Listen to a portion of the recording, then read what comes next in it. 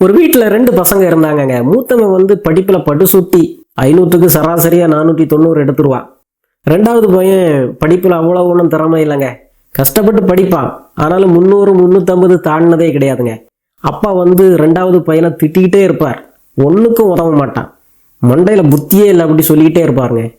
ஆனால் வீட்டில் ஒரு பல்ப் வந்து ஃபீஸ் ஆகிடுச்சுன்னா அந்த 2வது பையன் தான் ஏணி எடுத்து போட்டு மேலே ஏறி இந்த பல்பை மாற்றுவான். மூத்தவனுக்கு சைக்கிள் பஞ்சர் ஆனால் கூட இவன் தான் உடனே அதை எடுத்து கலட்டி ஒட்டுவான். இதெல்லாம் பார்த்துக்கிட்டு அப்பா ஒரு நாள் யோசித்தாரு, இவனை வந்து நம்ம புத்தி இல்லாதபடி நினைக்கிறோம், ஆனால் பயங்கர சுட்டியாக இருக்கிறானே. அப்புறம் அவனை திட்டுறதை விட்டுட்டாருங்க. உண்மை என்னன்னா, மூத்தவனுக்கு புத்தி வந்து புத்தகத்தில் இருக்குது, இளையவனுக்கு புத்தி வந்து கையில் இருக்குதுங்க. நம்ம என்ன புரிஞ்சுக்கணும்னு சொன்னால், இளையவன் சில பாடங்களில் கஷ்டப்படுறான், ஆனால் அந்த மின்சாரத்தில் வேலை செய்கிறது, உயரத்தில் ஏறுறது, தைரியமாக இருக்கிறது, இந்த மாதிரிப்பட்ட துறைகளில் மூத்தவனை விட எக்ஸலண்டாக இருக்கிறாங்க. இந்த ஒரு புரிதல் நமக்கு இருந்தாலே எல்லா மனிதர்களையும் மதிக்க தொடங்குவோம், எல்லா குழந்தைகளையும் மதிக்க தொடங்குவாங்க. எல்லாருக்கும் கடவுள் ஏதோ ஒரு திறமையை கொடுத்துருக்கிறார். நம்ம நினைச்ச திறமை நம்ம குழந்தைகிட்ட இல்லைன்னு சொல்லி அந்த குழந்தைய திட்டுறதுக்கு நமக்கு எந்த உரிமையும் கிடையாதுங்க. ஏங்க, எவ்வளவுதான் புகழ் பெற்ற ஒரு இதய அறுவை சிகிச்சை நிபுணராக இருந்தாலும் காரில் போயிட்டு இருக்கும்போது கார் ரிப்பேர் ஆயிடுச்சுன்னா நடு ரோட்டில் தாங்க நிற்பாரு. அவரால் அது சரி செய்ய தெரியாது. சரி செய்யறதுக்கு ஒரு மெக்கானிக் வரணும். ஆக அவர் இதயத்துக்கு டாக்டர்னு சொன்னால் காருக்கு டாக்டர் வந்து அந்த மெக்கானிக்குங்க. ஆக உளவியல் சொல்லுது, அறிவு அப்படின்னா பிரச்சனையை தீர்க்கின்ற திறமை. நம்ம என்ன நினைக்கிறோம்னா, அறிவுன்னா அவன் எத்தனை மார்க் வாங்கியிருக்கிறான், பரீட்சையில் பாஸ் ஆனானா தோத்தானா. இது வந்து மட்டமான புரிதல்ங்க. உங்கள் குழந்தையால் ஒரு பிரச்சனையை தீர்க்க முடியுதா? கணக்கில் உள்ள பிரச்சனையை தீர்த்தானா கணித அறிவு உள்ளவன், மொழியில் உள்ள பிரச்சனையை தீர்த்தானி சொன்னால் அவன் மொழி அறிவு உடையவன், உறவுல உள்ள பிரச்சனையை தீர்த்தானி சொன்னால் அந்த குழந்தை மனித உறவு அறிவு உள்ள ஒரு குழந்தைங்க. ஆக இந்த பிரச்சனையை தீர்க்கிற அறிவு அப்படிங்கிறது ஒவ்வொரு குழந்தைகிட்டையும் ஒவ்வொரு வகையில் வெளிப்படுதுங்க. சரிதான? அறிவு அப்படிங்கிறது கார்ட்னர் சொல்கிறாரு, பல வகைப்பட்டது, பறவைகள் பலவிதம், ஒவ்வொன்றும் ஒரு விதம் அப்படி பாடுறோம் இல்லையா? ஆக நம்ம குழந்தைகிட்ட இருக்கிற அடிப்படையான திறமையை கண்டுபிடிக்கிறதுக்கு கார்ட்னர் நமக்கு 8 வகையான அறிவு வகைகளை அறிமுகப்படுத்துறாருங்க. அவர் கண்டுபிடிச்ச இன்னொரு அருமையான கண்டுபிடிப்பு என்னன்னா, ஒரு குழந்தைக்கு வராத பாடங்களை அல்லது வராத துறையை சொல்லி சொல்லி நீ மக்கு மடையணி சொல்லும் போது நல்லா வர்ற துறையும் அந்த குழந்தைக்கு வராதுங்க. ஆக அந்த குழந்தைக்கு கற்றுக் கொடுக்க வேண்டியது எது நல்லா வருமோ அந்த பாடத்தை அந்த குழந்தைக்கு உற்சாகப்படுத்தி சொல்லி கொடுத்து, அந்த குழந்தை எனக்கு இந்த பாடம் நல்லா வருது அப்படிங்கிற ஒரு தன்னம்பிக்கையில் எப்போ வளருதோ மற்ற பாடங்களை மெதுவாக அறிமுகப்படுத்தும் போது இந்த நம்பிக்கை மற்ற பாடங்களை அந்த குழந்தைய படிக்க வச்சிரோன்னு சொல்கிறாருங்க. நம்ம அப்படியே உள்டாவாக செய்கிறாங்க. அந்த குழந்தைக்கு எந்த பாடம் நல்லா வராதோ அதுதான் ஆசிரியரும் பெற்றோர்கிட்ட கம்ப்ளைண்டாக சொல்கிறாரு, உங்கள் பையனுக்கு கணக்கு சுட்டு போட்டாலும் வரலைங்க, உங்கள் பையன் எழுதும்போது நிறைய ஸ்பெல்லிங் மிஸ்டேக் போடுறாங்க, தமிழே ஒழுங்காக வாசிக்க மாட்டேங்கிறாங்க.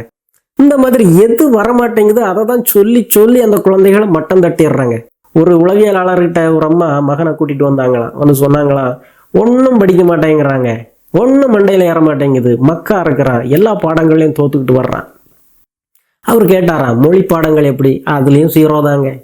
கணக்கு எப்படிம்மா? கணக்காவது போடுறேன்னா? கணக்கு ஐயோ. அறிவியல் படிக்க மாட்டேங்கிறாங்க, எந்த பாடமும் படிக்க மாட்டேங்கிறான், ஒரு பாடத்துலையா பாஸ் ஆகிருக்கான்னு நீ கேளுங்க. அப்போ அவர் கேட்டுக்கிட்டே இருக்கிறார், ஏதாவது ஒரு திறமை இல்லாத குழந்தை இந்த உலகத்தில் எப்படிமா இருக்கும்? ஏதாவது ஒரு திறமை இருக்குமா? சொல்லுங்கம்மா, ஏதாவது அந்த குழந்தைகிட்ட நீங்கள் ஏதாவது பார்த்துருப்பீங்க, சொல்லுங்க அப்படின்னு அந்த அம்மா சலிச்சுக்கிட்டு சொல்லுது. என்ன திறமை? வடிச்சு போட்டால் கொட்டுவான், சாப்பிடவும் சும்மா சாப்பிட மாட்டான், உப்பு இல்லை எரிப்பு இல்லை அப்படி சொல்லி குறை சொல்லிக்கிட்டே இருக்கிறான் அப்படி சொன்னாங்களா. அப்போ அந்த உளவியலாளருக்கு ஸ்பார்க் ஆச்சுது. அவன் உண்மையிலேயே சாப்பிட்டுக்கிட்டு இருந்த மாதிரி உங்களுக்கு விமர்சனம் சொல்லுவானா அப்படி சொல்லி கேட்குறாரு. ஆமாங்க, எப்போ சாப்பிட்டாலும் ஏதாவது ஒரு குறை சொல்லிக்கிட்டே இருக்கிறான். அப்போ வீட்டில் சமைப்பானான்னு கேட்குறாரு. வீட்டில் ஆமாங்க, நான் வேலைக்கு போயிட்டோம்னா அல்லது சில நேரம் உடம்பு சரியில்லைன்னா சமைப்பாங்க, நல்லா சமைப்பா. பார்த்தீங்களாம்மா, அப்போ உங்கள் குழந்தைக்கு அடிப்படையிலே ஒரு சுவை அறிவு இருக்குது தானே. பள்ளிக்கூடம் படிப்பை முடிக்கட்டுமா, மெதுவாக முடிக்கட்டும், முடிச்சுக்கிட்டு அவனை ஒரு கேட்ரிங் காலேஜில் சேருங்க அப்படி சொல்லி உற்சாகப்படுத்தி விட்டாருங்க. அந்த மாணவன் பிற்காலத்தில் சிங்கப்பூரில் ஒரு 5 ஸ்டார் ஹோட்டலில் சீஃப் செஃப்பாக மாறுற அளவுக்கு படித்து உயர்ந்தாங்க. அந்த ஒரு அடிப்படையான உண்மை புரியாம தான் நம்ம குழந்தை வந்து வேணும்னே தான் படிக்க மாட்டேங்கிறான். ஏங்க, ஏதாவது ஒரு குழந்தை வேணும்னே தோக்குமாங்க? வேணும்னே படிக்காம இருக்குமா? எல்லா குழந்தைகளுக்குமே அடிப்படையிலே நான் சாதிக்கணும், ஜெயிக்கணும், பாராட்டு வாங்கணும் அப்படிங்கிற ஒரு ஏக்கம் இருக்காங்க. அவனால இந்த ஒரு பாடத்துல படிக்க முடியல, அதுதான் அவனுடைய குறை. ஆனா அவன் 2 பாடத்துல நல்லா படிக்கிறானே, அதை கண்டுக்கவே மாட்டேங்கிறோம். திரும்ப திரும்ப அடி திட்டு அந்த குழந்தை மனசுல தாழ்வு மனதை விதைக்கிறது, இதே தான் ஒரு ரொட்டீனா செய்துக்கிட்டே இருக்கிறாங்க. ஆக நம்ம குழந்தைகளை பல வேளைகளில் மக்காக்குறது அந்த குழந்தைகளுடைய அறிவு குறைவு அல்ல, நம்ம கொடுக்குற பயம், நம்ம கொடுக்குற மன அழுத்தம். ஒரு குழந்தைக்கு தாழ்வு மனதை கொடுக்கறது ரொம்ப சுலபங்க, ஈஸியாக கொடுத்துடுறோம். மக்கு மடையான்னு எவ்வளோ வார்த்தைகளை சொல்லிடுறாங்க. அந்த தாழ்வு மனதை மனதிலிருந்து நீக்கிறதுக்கு ரொம்ப காலம் எடுக்காங்க. சில நேரங்கள் அதை மாற்ற முடியாமலே போகலாம். வாழ்நாள் முழுவதும் அந்த குழந்தை தன்னை மக்காவே மண்டாகவே நினச்சிக்கிட்டே வாழ்ந்துட்டு இருக்கலாங்க. இப்போ கார்ட்னர் அறிமுகப்படுத்தின 8 வகையான அறிவு வகைகளை வேகமாக சொல்லிடுறாங்க. முதல்ல மொழி அறிவுங்க. இந்த மாதிரிப்பட்ட குழந்தைகளை பார்த்தாலே தெரியும், நல்ல திறமையாக பேசுவாங்கங்க.